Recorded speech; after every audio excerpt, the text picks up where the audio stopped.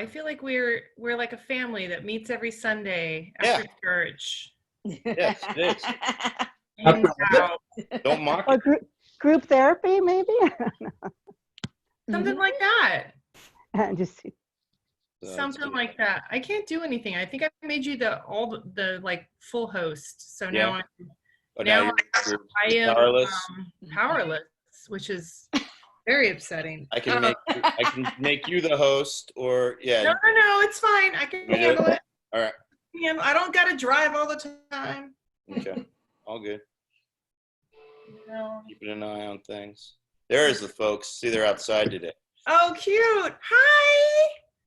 Hi, Dave's parents. Yeah, they are. All right. Well, we'll just count Valerie being late to join us when she remembers. So she posted it, so she knows what's up. So I know she. Yeah, knows. I mean, and I just sent her the link one more time, so we'll see what happens. All right. So okay. We'll go ahead and mute everybody here and get this going. All right. So where the hell is the music? There we go. Boom. You ready? Is it playing? No? Wow, that's it, huh? Can you hear it? There we go. That's the music, right? And then it went away again. I can barely hear it. Barely hear it, huh? Oh, here you go. How about that? There we go. Hey, welcome, guys. Welcome, everybody, to another terrible podcast by comics. I am one of your hosts, Eerie Diamond. Hello. Hey. I'm a comic. That hasn't worked a lot. Oh, hi.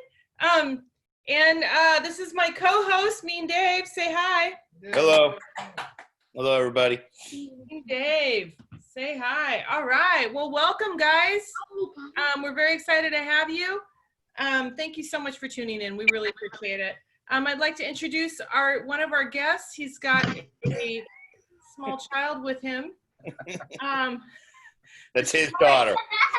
I know.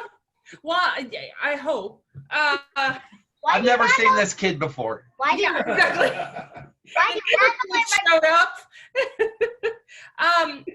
Comedian Mike Bucci. Hey, Bucci. Yes. Hello. Our other guest is running a little late, but I'm sure she'll be here. So let's talk a little. Dave, do you want to talk about anything? Well, we had a wonderful show last night, courtesy of our guest right here, Mr. Mike Bucci. He's a councilman of Newark. For those who don't know, that's where I live, Newark, California, and he's also a fun.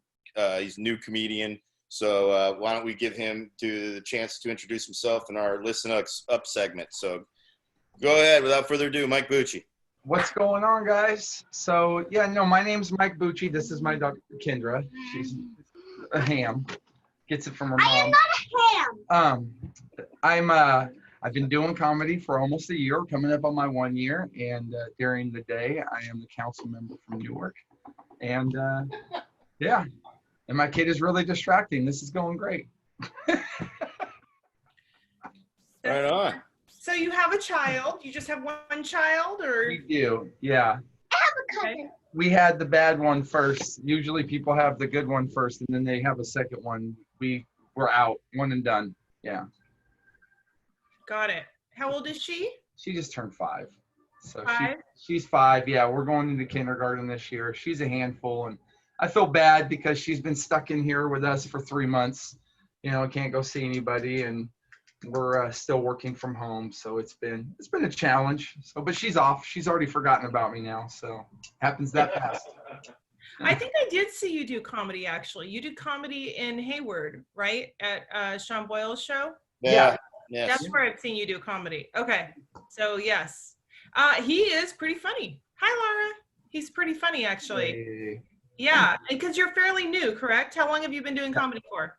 So actually last year, the end of July last year, I did Drew Harmon's. I think I'd be good at that. Actually, Dave nominated it for me for it, and I got the bug. So I started hitting it pretty hard this last year, a few nights a week, and was having a lot of fun, and was finally kind of feeling good about it. And then we got locked down. So it's been So has it been like a year? You said like a year? Almost, yeah, about 11 months. Okay. And you haven't quit yet?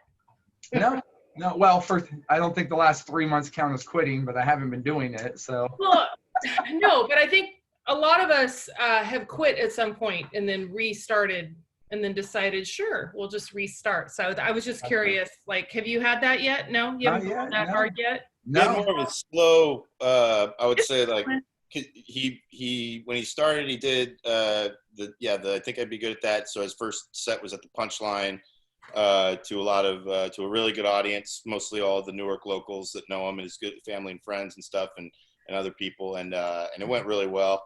And then he ended up, I think, what was it? Within your first few sets, you did Kill Tony podcast down in LA. I did like a month later after that first time up. Wow, nice. Yeah. And I got up, and it didn't go bad, right? The interview could have been better. I made the mistake of having too much fun down there and having a couple too many cocktails before I went up. So while I wasn't terrible, I wasn't great. And actually after that, I decided, you know what, no more drinks or anything before I go up. So now I always go up straight, and I wait until after, and I'll have a drink before I go home. So it's good. Yeah, that's actually a really good policy. Just Yeah. saying, I've seen more than enough comedians go up hammered and try to get through their set, and it's ridiculous. So Now even one unprofessional. yeah, so it's gone much better. So but yeah, I got up down there and it was fun. Yeah. Nice. Said you had a question, Eerie? Oh no, I'm just very curious about so are you I have a lot of questions for you. Sure. Councilman thing. Like, are you worried about like cross contamination? I don't know. I know that sounds weird. Like, if they hear your comedy, or like might be bad, or if you're something like, you know what I mean? Like, The mayor of Newark was already at his first show in the front. okay. So, but the answer of your question is yes. Okay. Occasionally I am worried. And we've been hosting these shows in Newark for the last month, and you know, I do a couple minutes and then make the ask and thank everybody for coming out. So, you know, some of my stuff isn't for everybody, so you wonder how it is received. But mostly I just make fun of myself and things, so I'm not saying anything too bad. And Fremont. He really trashes Fremont a lot. Oh yeah. City of Fremont, yeah. Yeah. People in Newark love that. Yeah. So yeah. Oh, I didn't know there was like a. Really? Is there like? I didn't know that was a thing. Bored. We don't have anything. I didn't know there was a Fremont Newark like, you know, West Side Story battle. I didn't know that was a thing. It's a thing. They actually tried to incorporate us when they became a city back in 1955, little Newark history. So we didn't like that idea. So we ran down to the county and incorporated first and became a city from under them. And then that is why they actually surround us on all sides. We're a city within a city. Right. We're the pearl donut. and the oyster, the finger in the butthole. Yeah. We're the finger. Yeah. You're West Berlin. Yeah. Wow. Finger in the eye of the storm. Like that's, yeah. Fact is, I didn't even know there was a Newark until we moved here when I was 7. That's how most people discover Newark. Somebody lives there or went there, and the first thing they say is, you know, I went to Newark, and everybody always says, New Jersey? Like, what are you doing there? And they're like, no, we have one in California too. So Jason just wrote, fuck Fremont. yeah, he's from there. He grew up there. So yeah. So All right. All right. That's I right. like this. I like this rivalry. Yeah. Cool. Who knew? Dave, do you want to talk about anything for Listen Up? Like anything? Really, as far as myself is concerned, well, I think most of the people here know who I am, but I don't know if everybody knows who you are. So why don't you introduce yourself to anybody? Me? Yeah, you. Yeah. Oh, okay. I think we got some new faces. Yeah, hi, I'm Eerie Diamond. I'm a Bay Area comedian. I've been doing comedy for about 4 years, and don't have a Netflix special yet, but that is probably coming.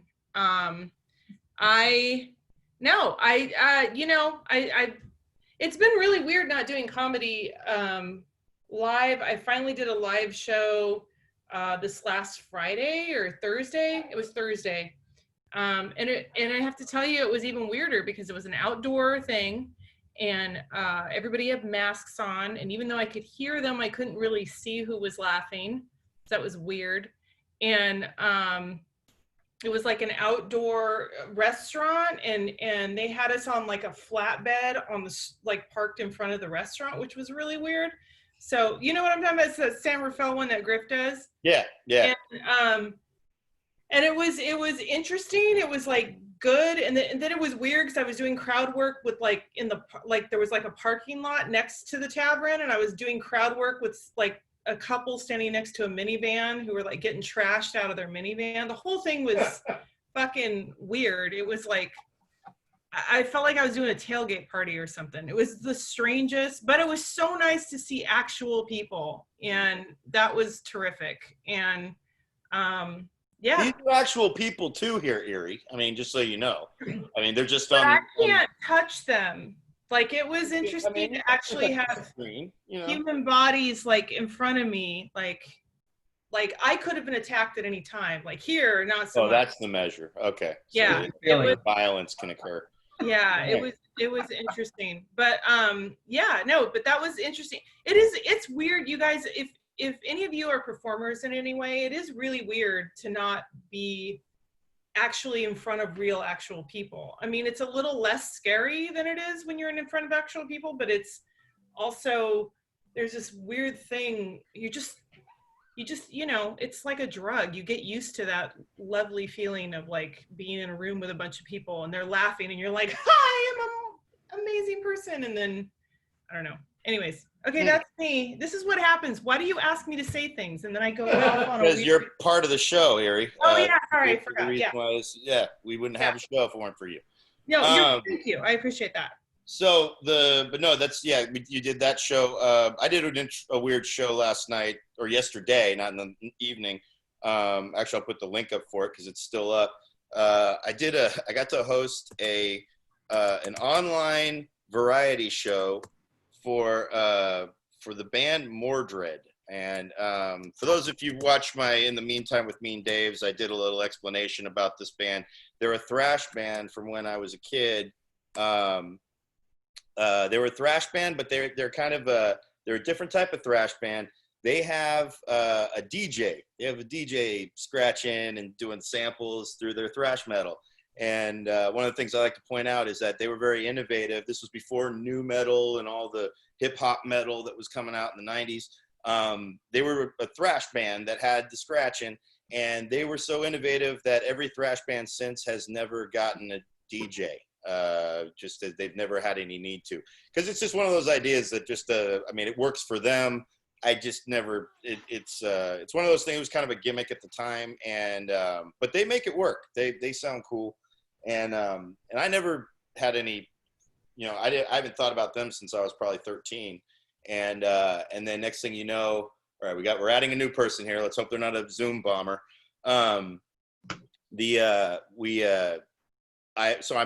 next thing you know, I got invited to host the show. They're friends with Sean Boyles, comedian who refuses to do Zoom shows, and he referred me to them. Too good for that. Well, I mean, but when I saw what the gig was, you're hosting it. They do it live in a studio. They have it streaming on Twitch for their fans. They have fans worldwide, and so it's a variety show. And I saw the first one. The first one was.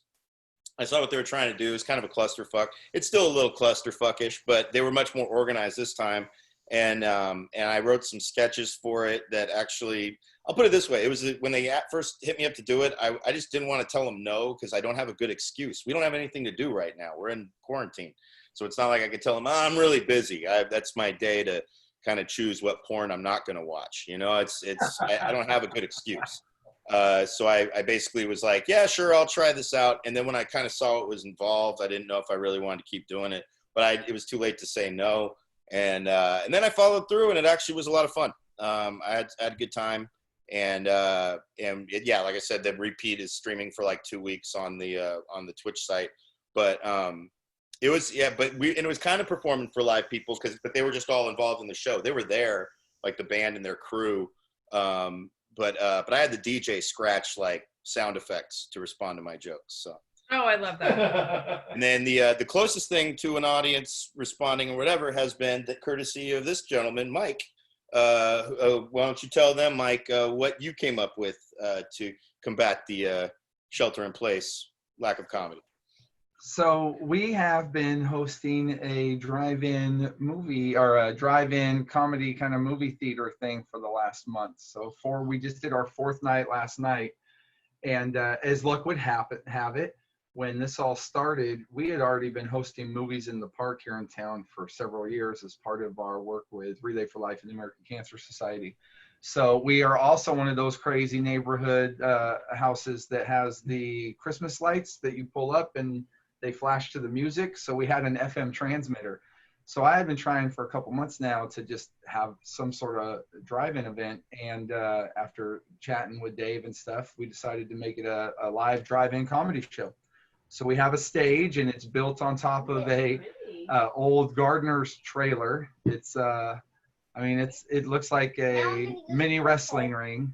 And then the comics stay up there. We pipe the sound into people's cars via FM transmitter and we project them up on the screen really big so everybody in the back can see. And it's been a lot of fun. Folks, they honk and they flash their lights and stuff is laughing. And people got their windows down a little bit so you can hear them up close. And it's been pretty successful. And it's been one of the better things going on in town here for the month. So yeah, Dave's parents came out last night. I see some claps there. They were having fun. All of my friends who come out, or Dave likes to call it my drinking buddies who I rope into helping me, they were all laughing about Dave's folks last night, saying that they were, having a good time. And so that was fun. Yeah, it's been, it's been great for the outlet for comedy and for creating an event in town, right, that people can come and do. But also it's just been nice to have something to work on and a reason me and some of my friends who do this stuff can kind of get together every week, right, and put something together and see each other. So yeah, it's been kind of great this month. Yeah, I'm not gonna lie. Can I ask you, so it's like cars pull up and then they tune in and they can hear it. Aren't you guys also like, isn't there like a video that goes up on the screen or something, or? You get a picture. Yeah. I'll get a picture. Tell her. Yeah, so we line them all up, and in the space, we can fit about 70, 75 cars. So we've been, pretty full. Last night we went, we were at capacity, and we have the screen is ridiculous. It was actually the purchase that started the conversation with me and my wife about how much you can spend without getting permission first. Right, and that was the screen, because she came home and I didn't realize the damn thing was going to be so big, but it is 275 inches, so that's 23 feet of viewing space. Wow. So the screen itself is like 28 feet tall and 32 feet wide. And Megan came home and I had it inflated in my neighbor's front yard, and she was like, "We need to talk." So we did that, but it's paid for itself over a lot of times, because we do 5 or 6 movies a summer, and then I've done stuff for a number of nonprofits, and I do senior night movie at Newark Memorial every year. So we've got to use it a ton, and we've raised, in the last 8 years for the American Cancer Society, we've raised over $1 million. So. It's yeah. Mike, Jason wants to know, where is this set up? Do you have the address, or do you want to type it in, or whatever? Oh, look, there it is behind Dave. If you can, that's from the Swiss Park. Do you remember Swiss Park, Jason? Valerie's going to be here in just a second. She just texted me. Oh, cool. Yeah, so it is a Swiss Park in Newark, 5911 Maury Avenue, Newark, California. #shop Newark. Swiss Park, is that across the street from New Park Mall? It is. Exactly. Thank you, BQ. Appreciate it. Yeah. Burger King. Becky. Ah, hell yeah. Very cool. So there it is. You can see. How much was the screen, Mike? What started the fight? Let's get your wife in here. Let's talk about this. Oh, baby, come here. You've been requested. How long have you been married, Mike? He said, "Uh-oh." Here, come around, baby. We've been together 16 years. Okay. Married 6. Okay. Oh shit, you took a long ass time, didn't you? Yeah. Sorry that Mike took his sweet time asking you to marry him, girl. Oh, this is going bad. I'm so sorry about that. That's okay. We got pregnant. What was I supposed to do? Wow, good job. You're gonna get smothered in your sleep. Hi, how you doing, girl? How much was the screen? Well, okay. So here's what had happened. I don't want to hear the whole story. I just want to know how much it was. It was $2,500 for the screen, but because he was late, he bumped me up to the next model, which was technically $5,000, which is what we got. So I got it for half price. Okay. Got a deal. Yeah, that's great. That's a happy ending right That's there. our new, that's now our family motto is it'll save us money in the long run. Oh, I love it. So I love your little girl's so cute, by the way. She's so cute. I used that as an excuse when I was trying to justify the purchase, and Megan has used it for every purse that she's bought since. Hell yeah, girl. Go, It'll save Megan. us money in the long. I would like to our other guest just showed up, Valerie Varnale, Valerie. all the way from New York City. She's not from New York. She's from here. Hey. Yeah, she's So in New York. she's broadcasting from New York. From New York. There you No, go. no. Oh, you're I'm not. here. Where are you right now? San Francisco. Oh, she's Are here? you here right now? Yeah. I had no I've idea been you back. were here.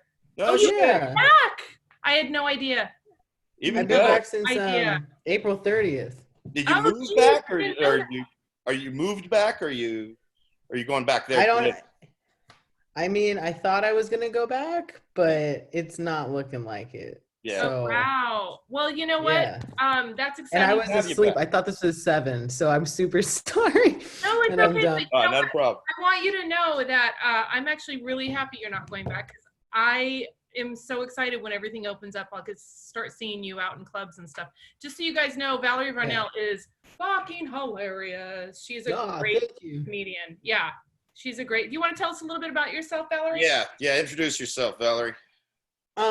Yeah, I do stand up, and now I have a podcast called the Valerie Varnale Podcast. I love Xena. There's a thing about me people don't know. Trying to be vulnerable in these times. Xena, I used to be a real Pantera fan. That's a thing. God. Oh my God. Look, there's Pantera, and then there's also Marilyn Manson. It's like insane. I've been diving deep into all my teenage angst in quarantine, like deep. Like I can't even do Pornhub anymore. It's just straight up. I'm sorry, I'm rambling. It's just like forget that. We're going deep on Spotify. Anyway, sorry. Yeah, and I'm a Virgo. And you're a Virgo. Thank you for throwing that in. I appreciate it. Virgo, fellow Virgo here. So Hey. hell yeah. Oh, is that what? Okay. You know what, Valerie? Thank you so much for. I love Valerie. I'm a little starstruck. Okay. By the way, guys, if you guys are enjoying yourselves and you would like to help us, because Venmo is how you pay performers during the apocalypse. Venmo. True. Please Venmo us. It will go to all the comedians that are trying so hard to not starve to death in the apocalypse. All right, cool. We want to go on to the next thingy. Yeah. So that was Valerie kind of popped up late, so let's kind of have a little thing about her. You just started doing a podcast. Here was the thing. A lot of comics do podcasts. Most of them I never listen to. When Valerie's announced doing a podcast, I was like, I'm going to listen to this. And since then, I saw her first episode, and I'm like, I'm going to get around to put that on my list. She has 9 fucking episodes because she drops an episode every goddamn day. Yeah. And still I'm going through them now. So I got a lot of binging to do, but they're well worth listening to. So maybe talk a little about what brought the podcast along. I mean, I do. So do you guys all know, I can see most of you. You can just nod your head yes or no. Do you know what morning pages are? So like morning pages are this thing where like it's just 3 pages a day you write, free write every single day to try and help you get unblocked as an artist or whatever. This is where the crystals and the yoni eggs come in. So I was doing that, and I did it for about because I wasn't able to write comedy for a minute. I just couldn't. And so I was doing those morning pages for about 40 some odd days. And then all of a sudden I was like, I think I can write a joke. And then all of a sudden I was like, I think I could do this podcast I've been thinking of doing for 4 years. So that's kind of what brought it on. And I'm just me by myself, kind of. I want to go behind all the things that I think people ask about comedians, but comedians don't put out there because we're too afraid to get stuff stolen, or it's hard for us to look vulnerable because we're supposed to be like tough and fucking Bill Burr and like, you know what I mean? Like nobody can shake me. And I'm like, no, I'm just as sensitive as audience members, and no, I'm just as fragile as everybody else that I tend to make fun of or whatever. So that's what it's all pretty much about, just that journey. So I'm putting it, it's called the Valerie Varnale podcast. So I want to let people know you can find it on Spotify and what else? On iTunes, TuneIn, Stitcher. All the regulars. Yeah. Etc. All right. So yeah, but yeah, do a search for that. Cause yeah, I checked out my first, I was like, I got to check it out. So I checked it out today and it's excellent. Cause yeah, just hearing Valerie's brain is and it was funny cause you were talking about Paul Mooney. I was listening to the Influences episode and you're talking about Paul Mooney's voice lending itself to audio comedy very well as versus like needing to watch a comedian. And I feel the same thing about Valerie's voice. So it's a nice voice to listen to talk just out loud and stuff. So I super appreciate it. Yeah. Thank you. Loves you. So next, so since we we covered, that was section 4, how are you doing comedy in the quarantine? So that kind of we answered both those. So let's go back to how are you holding up in the shelter in place as far as, thus far? We're now like 3.5 months, going on 4 months in this thing. So Mike, how are you holding up in all this? Even though I already know the answer. Yeah.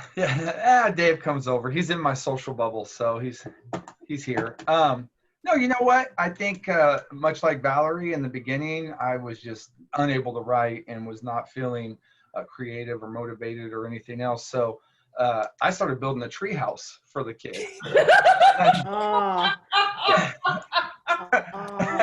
As you do.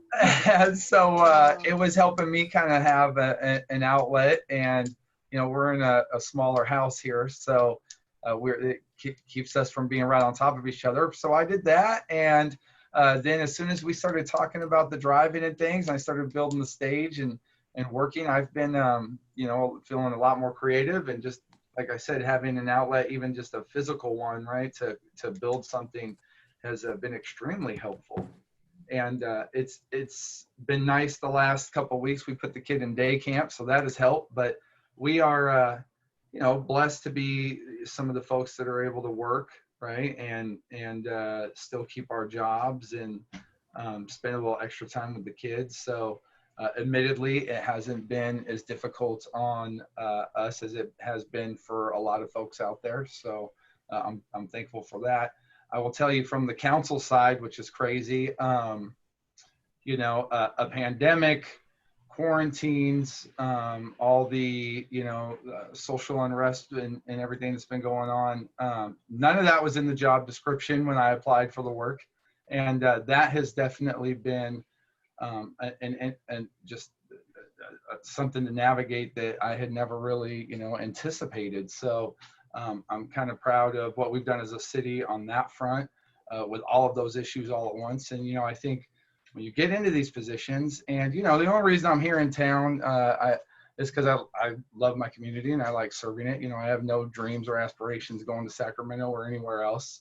I'm perfectly happy here. So, when we're able to kind of lead the way with some of the things we've been doing and other larger towns kind of follow suit because what we're doing is good, it makes you feel good about the work you're doing. And I think when people are in these positions, eventually something comes up and you never really know what it's going to be or how you handle it. But I think it's brought out a lot of my best work and things policy wise. So I've been busy and that's been, helpful. So it's weird. Doesn't he sound like a good politician? I mean, wasn't that a good answer? That was an Thorough awesome fucking speech. answer. I mean, I want to vote for him. I don't even vote for anything. So there I you go. vote for you, but I don't live in that shitty town. He also did run. He ran Nobody's unopposed. perfect. He ran unopposed last term. So that was Yeah, that was a landslide victory. Thank yeah, you. that was good. Good for you. Yeah. Good So- for you, man. So Valerie, You know what? You run unopposed, and that means you're doing a good job. The first time I had 7 people, right, running. So, and then nobody ran against me 4 years later when I ran was like, 3 fuck elections. this. Scared of you. Man. That's why they're scared of you. Valerie, how's it been going in the quarantine? How you doing, girl? How you What's doing? happening?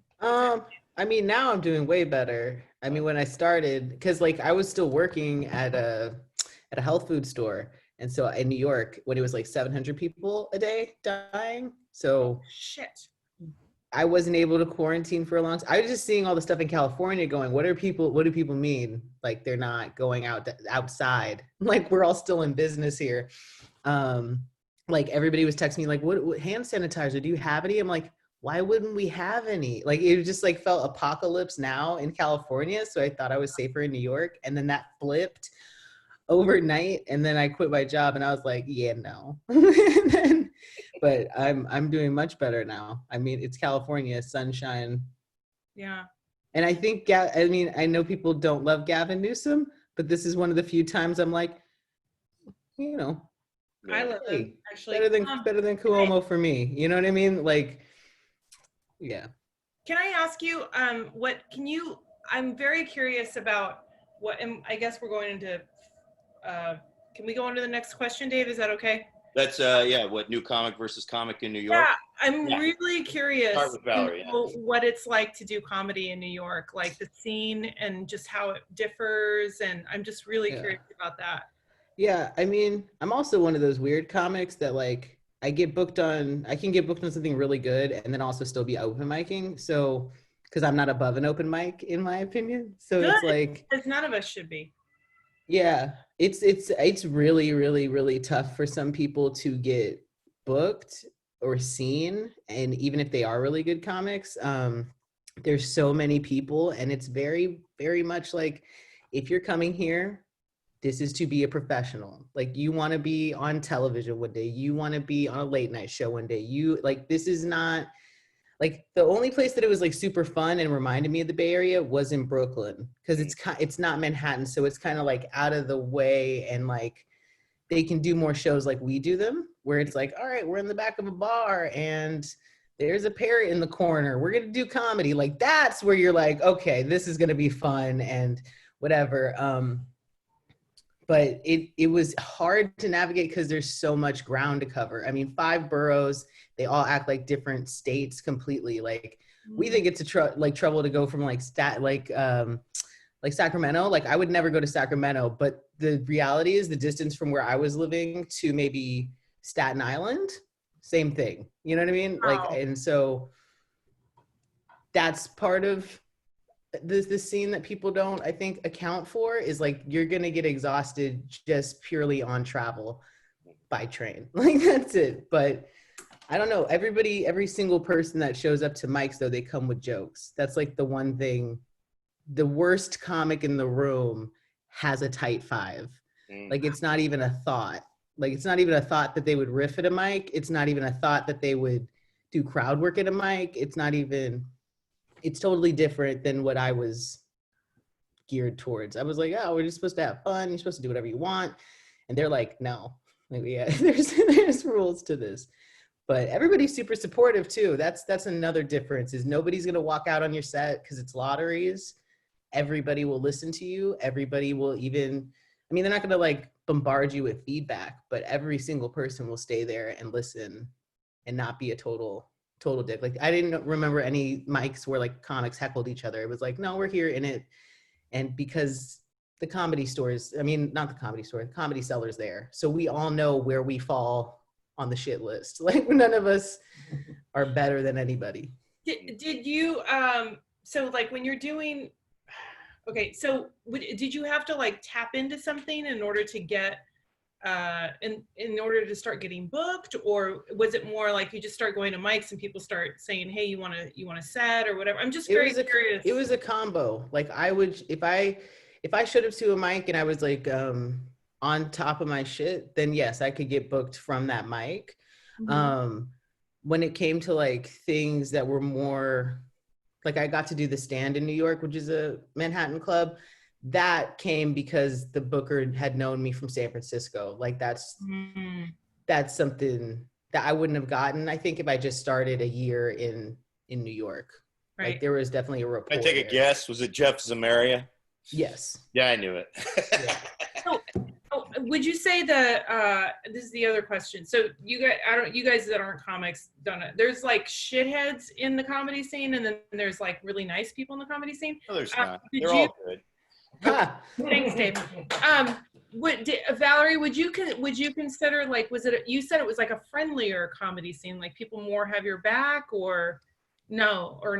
I'm just curious. Like, People, I mean, for me, people were really supportive and giving info and doing all of that, but I don't know why. I just know that that seemed to be a lot of people's experience when they were starting there. But I think it's just because, again, we're all at the bottom of it. And like, you know, there's the most famous comics in the world in New York. Like you just kind of know your place. So that's the way I think people are supportive. And, you know, I'll put forth the theory.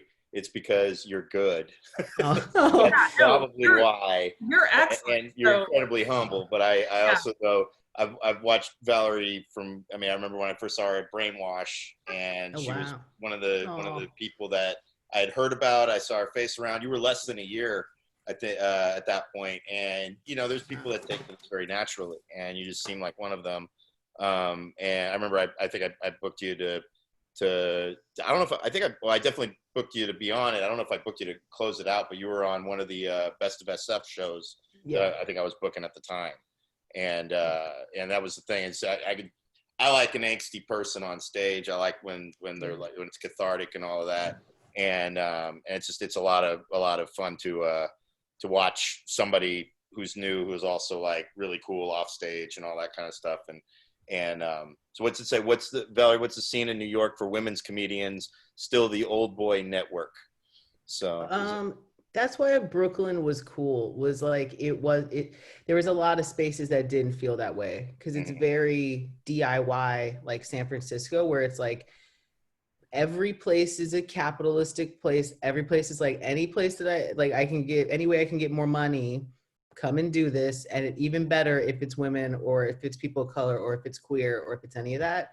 So there were maybe triple the amount of spaces in New York for kind of like, you know, safe spaces than there were in San Francisco. Like there were more shows and clubs and everything that were like, this is our thing and we don't give a fuck. And that was what was cool about New York as well. But I don't think it was just me that people were supportive with. Like even like the female groups are incredibly supportive, but there wasn't any like shit talking. Like this wasn't the point of the group. Sometimes secret groups can, if that's all it is. And this was like, no, here's business stuff. And that was like, nice. blew my mind. So yeah, Wow, I think it's really different. it's a combo though. You gotta mic your ass off because people need to see that you have jokes. And then you also need to, that's the one thing I'll say about New York comics. They're not great at longer sets. That's where SF comics are way better. Because I wanted to run a show that was like 15 to 20 minute sets, and every New York comic was like, I don't think you're gonna find enough people to be able to book that monthly. I was like, what? Really? Yeah, I can see that because Really? LA and New York have, because again, they're gearing everything to be that tight TV type shit. Yeah. And it's kind of like, do you ever think that you might have to perform more than 10 minutes if you want to perform to people on the road somewhere? Right. So yeah, so you got to find your own way in those kinds of things. Yeah. So all right, well, hang on.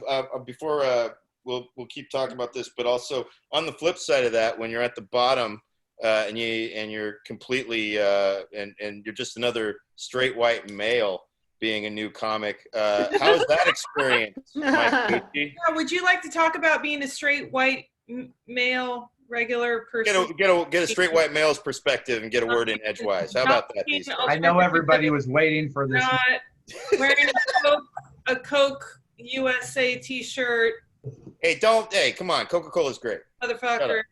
Yeah, like It's the 4th of July this week, and there's nothing more American than Coke. Oh, Yeah. Coca-Cola? Is that what this is? Sorry, I looked for one that said racism because there's nothing more American than that, but this was the best they had in Target. So. I just love how you had a black cat literally cross your path during. Yeah.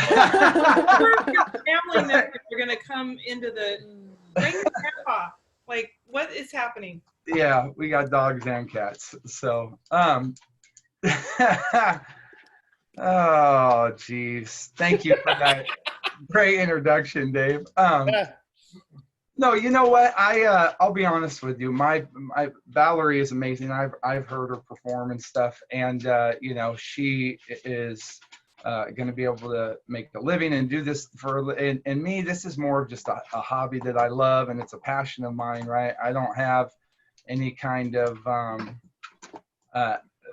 you know, I'm not under the misconception I'm going to be the next 42-year-old comic, you know, genius, the breakout. That's just not going to happen. I just have a passion for it. You know what? I've been the funny one in my group for a long time, and I enjoy doing it, and I enjoy hitting the mics, and I don't mind hitting open mics. I spend a lot of time at those, so I definitely do a lot of work there. And then I am stoked when I get booked, right?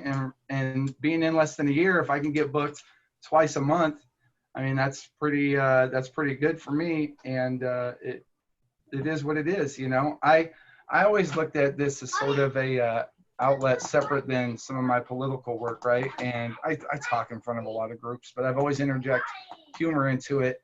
So this was kind of a natural stepping stone for me, I guess. But yeah, my you know, my realm is the East Bay and San Jose, and we'll shoot over into Santa Cruz here and there. And you know, I've gotten some opportunity just by not being a douchebag, right? Like, it's funny, you guys are saying there's some nice people in comedy. I think there is. Dave doesn't think so, but I do too. It's a lot. You know what? I show up with a good attitude, and I understand that some of the working comics are hitting multiple mics a night. So when one of the hosts come over and say, "Hey, we want to fit somebody in," my attitude is always like, "Hey, man, I'll jump in whenever you need me." Right? Like, I don't care. I'm here for the night, so it's, you know, I'm gonna stay and do my set and then watch everybody else, so I can get on whenever. And that kind of attitude is, you know, created some opportunity for me. So, and Dave is nice enough to book me here and there, and you know, that being seen at some of those things has helped me get booked on my own separately. So, you know, that's an exciting feeling. Yeah, New York scares the shit out of me. I think about going to New York for the weekend and trying to hop on an open mic, and I got anxiety. Yeah. Yeah, no, I wouldn't even, you know, attempt that. So, and you know, I got a type 5, and yeah, I can do 5 minutes of just making fun of myself and you know, politics and stuff. In fact, it's funny, since Dave went there, I said one of my jokes is that it doesn't take you long to figure out I'm not like most politicians you're used to seeing, except of course for being a underqualified middle-aged white guy. And now that I've said it out loud, I'm pretty much exactly like every fucking politician you've ever seen. So yeah, it is, you know, it is what it is. And, you know, I am aware of my privilege, since we're talking about it, right? And I like to think that I have used that privilege to better the people around me, and give a voice to a lot of folks who wouldn't necessarily have it. And I try and create, you know, a platform in all my work where people, you know, can come and be heard. So I am, you know, hyper aware of that stuff. And, you know, I try to do my part because shit is fucked up right now. So. What was it? He also got trained, for those who don't know, I Think I'd Be Good at That comedy show, the very first one that he did was where, was it 4 or 5 comics? It's 5, I think. 5. Yeah. 5 comics basically trained him to do his first stand-up comedy set. So there you go. Yeah, and Valerie, have you been one of the comics that's done that for Drew Harmon, where you train one of the? Yeah, you've done it. Yeah. How did your comedian do? Yeah, it was fun. Oh my God, He did really good. Yeah. And she packed out the place. Oh, was that the one at Cobb's? You did that at Cobb's? No, this was Doc's Lab. Oh, Doc's Lab. Okay. So that was like an early one. Yeah. Yeah. Yeah, because It was fun, though. it's a fun, yeah, no, it's a cool show. I'm lucky that the guys, yeah, none of our comics bombed, and Mike was the one that was the one who was a friend of mine who I suggested to Drew. Yeah. But he's the only one that's continued. Like everybody that's done it, they've done it, and they might do they don't continue with stand up. They might do some improv or some shit. But pretty much everybody's done it and been like, all right, check that off the bucket list. I'll never do that again. Yeah. And Mike's this been the chick only was one. an actor. Yeah. So that's what I think made her a little above the curve. Yeah. It was like, she had some tools to kind of help her. yeah. Nice. It was a great process, actually. They, you know, I am thankful because that month of training probably saved me 6 months or a year of mistakes, right? Trial and error. Mhm. Yeah, they really kind of dialed me in on some things that I should avoid, but nobody told me to move the mic stand. So yeah, Oh wow, that's of all the fucking telling things. you. Yeah, I found that out after. Yeah. That was the first thing I told him. I said, of all the things we sat there, we went over your fucking jokes, we did all this shit over and over again, and none of us bothered to tell you when you take the mic out of the mic stand, move it off to the side so it's not just standing there like a fucking dead tree in front of you. And then when you leave, fucking put it back so the he knew that. He the knew other put it back. comic doesn't have to go look for it. So current event thoughts, Dave? Yes. So obviously we're living in a time with a lot of things going on, and you both are, you know, intelligent people that have thoughts on various things that so what has been going through your mind, considering that we've been through a pandemic with everything from the Black Lives Matter movement and just everything that's been going on. Valerie, what are your thoughts on a lot of the current events going on? I mean, can we get more? Like, can we take more? Like, I don't know. Murder. Because like at this point you feel like, yeah, I'm pretty bulletproof at this point. Like, what else is there? like let's just rage on and challenge the universe and Elon Musk the fuck out of life and just just give me more. Like, that's where I'm at, is like that moment in that movie, the one where she gets murdered, Scream, and she's like, what are you waiting for? Like, that's where I'm at, is the what are you waiting for outside screaming moment. That's where I'm at. Dude. Yeah. You have to scream once during quarantine, otherwise you haven't done it right, Deneen. You know, like you have to scream. You have to. Have you done the thing where you're like, I'm so strong, and then you're like walking the dog and there's a song and you just start fucking bawling and you're just like, this song is like, because that happens to me like every 4 days. I just suddenly out of nowhere start crying for no reason. It's ridiculous. I literally don't say I'm strong. I throw on Holding Back the Years on a loop, and then I just do that. Like, I just listen to that over and over and over again. And I go, yeah, I wasted a lot of time. I was a drunk. These are things, you know? That's all I do. Wow. I'm very in the feelings. In the feelings. Yeah. What's it like being back in San Francisco? Because you're not really back in San Francisco, you're sort of just kind of back in San Francisco. Like, is it a weird shift for you, or? No, I love being unemployed. Like, it's my favorite thing. I love being unemployed. I love not having to see fucking people. I love not having, this is great. Wow. I get to see all of you your whole life for doing nothing. Like that, and I may get tipped for this. Oh Jesus, this is like, it's too much. This is great.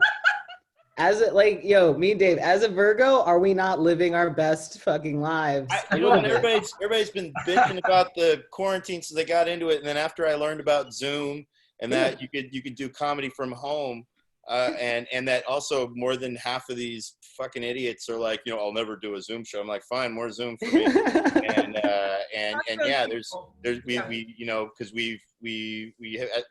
this show's had the benefit. We've had a regular audience of I think at least we love you guys so much. Half of these people watch the show on a regular basis, so we have like people to watch it, and then we also have people that are generous that tip, but a lot of people don't have that ability also, and that's why we make this show. It's like it's not.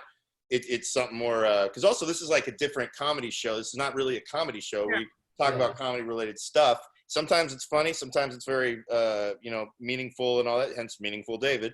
But in the end, the first show that I did, we did it kind of a panel style riffing thing for a bunch of I wouldn't call them rich, but they were well off people in the peninsula. And then when I saw what the potential was, I'm like, why not? I look at it as like stand-up comedy, the video game. And you got all these comedians who are just like, it's not real comedy. And I've been saying like, people have been doing phone sex and online sex for years. They're like, it's not real sex, you assholes. And for some reason, just these jackasses draw this line as if like we don't know the difference between, being on a stage with a live audience sitting there and being in front of your computer screen, wearing a shirt with no sleeves, having not taken a shower, because somebody's going to smell me right now, except my parents downstairs, and we're socially distanced. And so it's kind of one of those things where I'm like, who, and I look at it like you've adapted to the kind of medium. You looked into doing the podcast. Have you done any other Zoom shows or no? Oh yeah, I've done a couple, because I was like, again, not feeling funny, so I was like, I don't really get it. I tried one, and then I was like, okay, I'm getting like, I get it. And then I tried another one, and then it was like, okay, I really get it. And then I tried another one, and I was like, oh, I can still bomb online. Like I can still be humbled in my childhood office. Like, that's what's crazy. And then you do it again, and then I've seen people do like the backgrounds y'all have, like a lot of people doing stuff with that in their act. Yes. You're like, that's how you adapt. Is like, well, you can. I mean, I got Bill Cosby's Eye. I also feel like my ex-girlfriend saying "Help me" right there.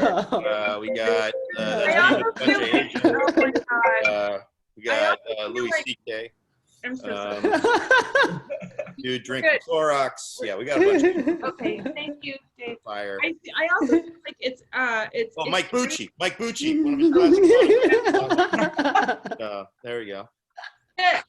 But I have noticed, like, have any of you, this is an weird question, but like, have any of you had a weird thing where it's like, now when you're asked to go out, like in public, you're almost weirdly apprehensive, like that doesn't feel as safe, not for the coronavirus, but just because you don't feel as safe because you're so used to being in your house now. Does anybody have that, or is that just me? Like, Valerie, do you have that, or?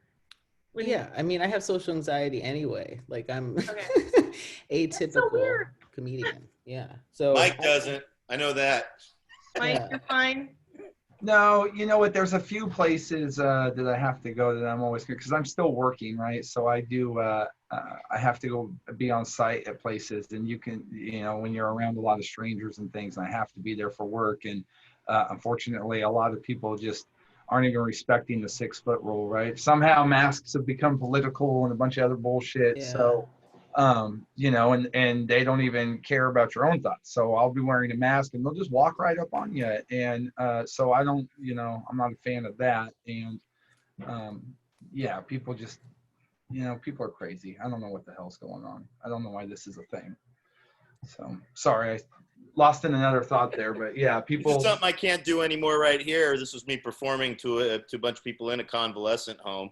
And you can't do that anymore because of coronavirus. So, and I do believe I made a man walk though from a joke. So, not that the joke was good. He was mad at the premise and he got up shouting racism. I was pointing out that you will never win an argument with a black woman over the age of 50. He was kicking me off the bus. And he got up out of his wheelchair and he goes, "Why does she got to be black?" And I'm like, "I don't know. Let's just ask God." I didn't. Why does she have to be black, man? Why is that what you? I don't have those answers. I was just reporting back, and he was trying to make it sound like it was something racist. And then he was saying that his wife was a bus driver too, and she was black. And I'm like, you should be on my side on this, motherfucker. And but I wasn't able to kind of. I was trying to point out that it's like, that's actually a sign that's the strength. It's like she could be dead wrong and I will still lose the argument because of just the power of just, you know, black women that I respect over the age of 50. So whatever. Anyway. Was that racist, Valerie? I don't know. Does that sound racist? I mean, I'm half white, Valerie so it's loves tricky. it It's a when tricky I got the balance. John on a bobblehead, yes. Hey, I have a question, Valerie. How many people have asked you if they're being racist? Is that Yeah, that's a good question. just gotta Oh, be people don't play that with me. They don't really do that to me. I'm not that black friend, and they know it. I haven't gotten. Not that black friend. I'm really not. Like, there's so many nicer black friends out there, and I've not gotten one text to explain anything, to be honest.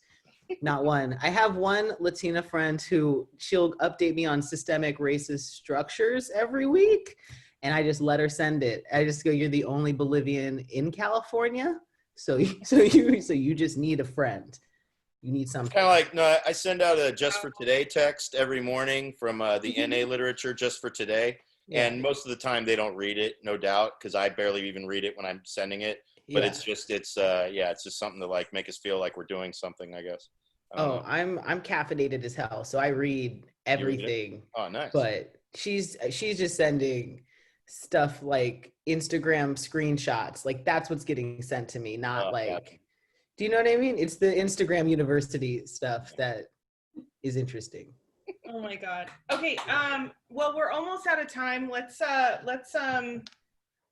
Promote whatever you got going on, Mike. What I think I know what is go ahead and promote what we're doing. So we just wrapped up our first 4 dates, and Swiss Park is going to have us out for more throughout the summer. So we're going to continue the comedy drive-in for at least hopefully 2 or 3 more shows, if not more. So our next date will be July the 18th, and that's a Saturday. And since the big secret is Dave is helping me with the booking, but he doesn't want anybody to know. No. And Valerie happens to be in San Francisco again. We should that's right. Valerie Yeah. about Valerie, you're on, girl. coming at the drive-in. Yeah. I will. How do you feel about talking to cars, Valerie? Little cross promotion. Oh my God, it's my dream. I hope Rascal Flats is there. Life is a highway. We're going my way. I love it. Valerie came all the way from New York so she could do a drive-in in Newark on a Saturday night. So yeah, I live for this, and you all know this. I live for it. Awesome. So and then Valerie, what once again, you got your podcast. Anything else you want to plug before we wrap up? I have a website, and I post my show dates there. So I've got a show this coming Thursday on Zoom and this coming Saturday on Zoom. And Chris Riggins is hosting those, and he's amazing. So I'll put my website in the box. Yeah, put it in the chat right now. Yeah. Yeah. Do that right now because we're gonna be wrapping up here. And yeah, if you can, I put the chat. Please Venmo Evelyn Eerie -Diamond. She's got her sign up there to donate to our comics tonight. And so yeah, that's once again these podcasts aren't really terrible. We're gonna have to change the name, but thank you everybody for being here, for enjoying once again another terrible podcast via Zoom in isolation. Yes, thank you guys so much. I really appreciate you guys coming. I appreciate it. Valerie, I would like to just quickly introduce Mean Dave, ladies and gentlemen. Woo! And me, I am Eerie Diamond, and I'm just gonna play it anyways. Thanks, guys. We'll see you next week. If you're bored and you just want to hang out, let's do this thing, right? I mean, come on. What else you guys doing? Right? No pants? All right. Bye, guys. Thanks, guys. Yeah, thank you for having me. That was